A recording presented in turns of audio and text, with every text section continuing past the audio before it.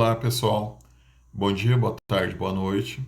Eu não sei quando você vai estar assistindo essa videoaula, mas eu espero que você esteja em casa e esteja bem. Então, essa orientação, essa videoaula é sobre as atividades do caderno 5, a aula 1 e 2, para a turma do sétimo ano. Então, no caso aqui, a leitura das atividades envolve o conteúdo que a gente acabou de fazer uma leitura sobre frações. No caso aqui, a questão 1. Que número na forma decimal Gustavo deve escrever? De acordo com a orientação que ele está recebendo ali.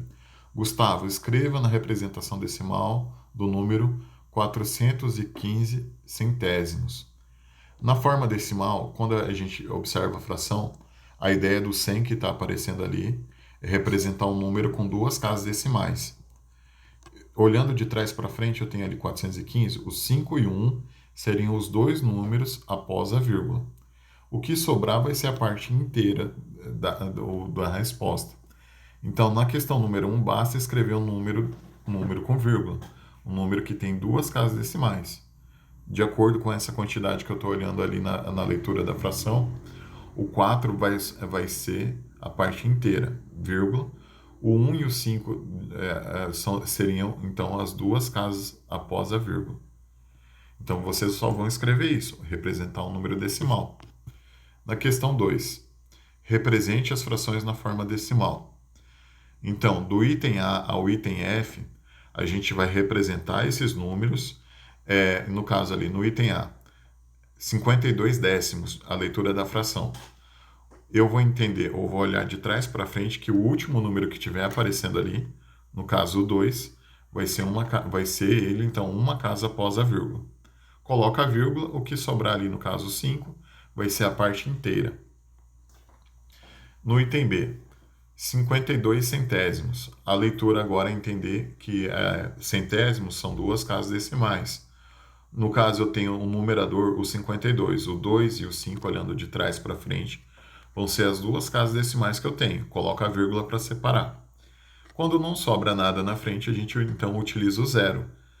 Para entender que não tem nenhuma parte inteira, nenhuma quantidade na frente da vírgula. Item C. O item C é a mesma explicação do item A, então não vou fazer a explicação dele. O item D é a mesma explicação do item B, centésimo. Agora um pouquinho diferente, o item E. 7 décimos, só tem o 7 ali no numerador, então esse 7 vai representar uma casa decimal. Colocando a vírgula, então, divisão por 10, eu entendo que o 7 vai ser uma casa após a vírgula. Na frente da vírgula, do lado esquerdo, quando não tem nada, nenhuma parte inteira, eu considero daí o zero. No item F, 7 centésimos. Aqui tem que tomar cuidado. Eu só estou olhando para o número 7 e a ideia do centésimo é indicar um número que tenha duas casas decimais. Quando eu escrever o 7, do lado esquerdo, eu tenho que considerar que tem que ter duas casas. A partir do momento que eu coloco só o 7, só tem uma casa decimal. Então, nesse caso, a gente completa com zero a quantidade de casas que está faltando. Apenas colocar o 7 na resposta não pode ser o resultado. A gente tem que entender de representar um número decimal. No caso, no item F, é 7 centésimos, um número que tem duas casas decimais. Colocando o 7 do lado direito. Do lado esquerdo, quando a gente não observa mais nada, a gente completa com zero essa outra casa que está faltando. Com duas casas decimais, a gente coloca a vírgula e daí de novo o entendimento. Na frente da vírgula, se não tem nenhuma parte inteira, também completa com zero, tá bom? Questão 3. Dê a fração correspondente a cada um dos números na forma decimal. Aqui a gente vai escrever os números, vou voltar um pouquinho, de acordo com a leitura a quantidade de casas, observando a vírgula, e colocar a resposta utilizando o número decimal, 10, 100 ou 1000, ou 10.000 ou 100.000, dependendo da quantidade de casas. Naquela questão, vocês vão seguir o exemplo que está aqui. Um número após a vírgula é divisão por 10. A gente tira a vírgula, então a gente está observando no primeiro exemplo, vai escrever 39. No segundo exemplo, o 16 que está atrás da vírgula, então representa duas casas, seria uma divisão por 100. Coloca a fração divisão por 100. Tirando a vírgula, a gente vai ter um novo número para colocar ali. A gente vai considerar então 216. E o terceiro exemplo é 0,025. Eu estou fazendo essa leitura para contar ali. São três casas após a vírgula. O que interessa ali, se tirar a vírgula, eu só vou ter o 25.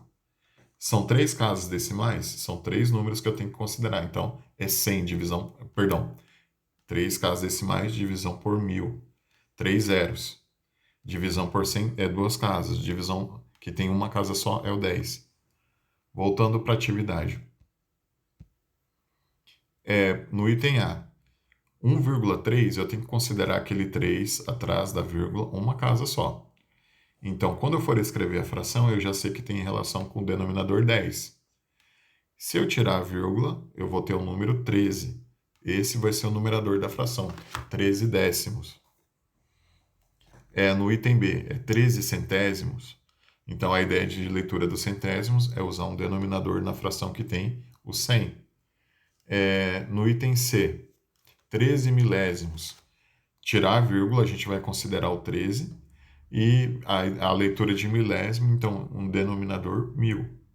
O mesmo pode ser seguido para os outros.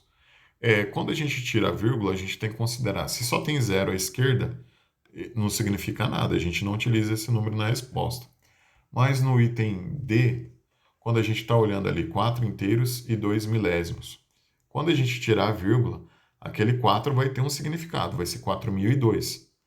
Aí, a barra de fração, o denominador, o que vai embaixo dessa fração, então são três casas decimais, e pela leitura a gente entende como 1000. Questão 4. A questão 4 é a mesma ideia da questão 3. O número decimal, o número que está aparecendo ali em forma de vírgula, ele tem duas casas decimais, indica uma divisão por 100. Se eu tirar essa vírgula ali, 0,25, se eu tirar aquela vírgula ali, eu vou entender que o zero à esquerda não significa nada. Então, numa fração vai aparecer o 25 como numerador. Se são duas casas decimais, eu tenho que entender que o denominador da fração, então relacionado aí é o 100. Tá bom? Questão 5. Qual a fração escrita na forma simplificada dos seguintes números?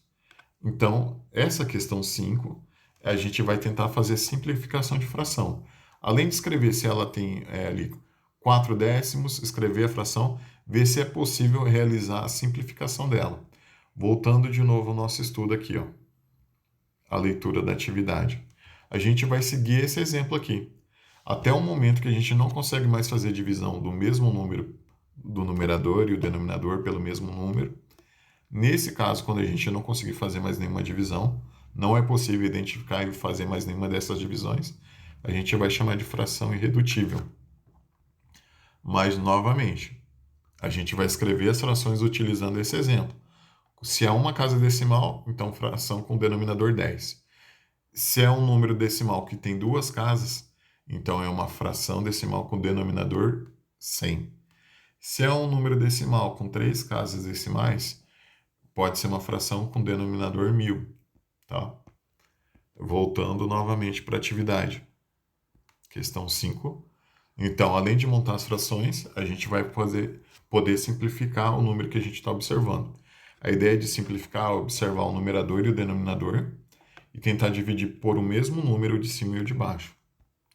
A questão 6 é a questão mais simples aí, eu acho, pela lógica. A gente vai escrever por extenso o preço que a gente está observando. Por exemplo, no item A, R$ 1,19. Escrever só por extenso. O preço do arroz, R$ 5,29. Preço do queijo, R$ 7,46. Escrever isso, de acordo com a leitura que a gente faz do valor. Na questão 7, a gente vai escrever a fração de acordo com o que a gente está lendo ali. 8 décimos é o 8, aí barra de fração, décimo, então denominador 10. É isso que era para ser feito no item A. No item B, 42 centésimos. é para escrever então em forma de fração 42 em cima, barra de fração, a leitura de centésimos vai usar o denominador 100. O mesmo vai seguir aqui para os outros. Aí um comentário aqui sobre a digitação. Na questão 7, o item A, já tem o 8 ali aparecendo. Então, provavelmente, vocês só vão ter o trabalho de colocar a barra de fração embaixo do 8 e colocar o denominador 10. Provavelmente, na hora que estava sendo digitada a atividade, a pessoa que estava ali já pensou na resposta, tá bom? Questão 8. Escreva uma fração equivalente a meio. 1 sobre 2 a gente lê como meio, aquele caso especial que eu falei, que tenha o denominador. Quando a gente fala de fração, o numerador é o de cima, o denominador é o de baixo. O de baixo vai ter que ser 100. E em seguida, escreva a representação decimal dessa fração. Primeiro, escrever a fração que tem o denominador 100, que representa a metade. Então, o número de cima tem que ser a metade do 100 que está ali embaixo. E escrever a forma decimal que vocês estão observando da fração que vocês escreveram. Eu não posso falar mais coisas porque provavelmente eu vou estar dando a resposta. Então, tentem fazer com essas orientações que eu estou dando. Questão 9. 20 centavos representa que fração de R$1? Quando a gente fala R$1, a gente lembra, R$1 são 100 centavos ao todo. Então, é 20, na fração 20 em cima, barra de fração e o 100 embaixo. É só isso, é escrever uma fração com os valores que a gente está observando. Não precisa escrever centavos, nem mais nada do que isso. Tá? 50 centavos representa a fração de R$1. 50 centavos, 50 do total de 100. Vocês vão escrever uma fração com essas informações. Questão 10. Escreva na forma de fração irredutível os números. Nessa questão do item 10, a gente já viu uma coisa parecida aqui. A gente está treinando uma coisa que a gente já viu. Na questão 3, a gente vai escrever uma fração a partir do que a gente está lendo. Ou na questão 5, a gente vai escrever uma fração. E vai verificar se é possível simplificar ou não esses itens de acordo com o que a gente está olhando. Uma dica, se tem números pares, o de cima, o numerador e o denominador são números pares, a gente pode fazer uma divisão por 2. Se ele tem final 0 e final 5, é possível dividir por 5. São algumas dicas, tá? Isso envolve o conteúdo que a gente já estudou de múltiplos de divisores nos cadernos anteriores. E, por fim, questão 11. Escreva por extenso cada um dos seguintes números. Esse daqui não precisa de dica, vocês vão seguir as orientações, voltando novamente aqui para a parte do exemplo. Todas as atividades têm pelo menos um exemplo aqui que a gente está observando. Começa aqui, ó. Como fazer a leitura? Como se leem os números escritos na forma decimal? Vocês vão treinar essa forma de escrita aqui na atividade 11, tá? Eu voltei um pouquinho, mas é uma questão simples. É só escrever. Novamente, o 0 não precisa ali, 0 inteiros. A gente só vai citar ali na hora de escrever por extenso 85 centésimos, 8 milésimos. No item C, 7 inteiros e 3 décimos. No item D, 1 inteiro e 147 milésimos. De acordo com a quantidade de casas, uma casa a gente lê como décimo, 2 casas decimais a gente lê como centésimo, 3 casas decimais a gente lê como milésimo. E obrigado por assistir essa orientação até o final. Muito obrigado. Tchau, pessoal.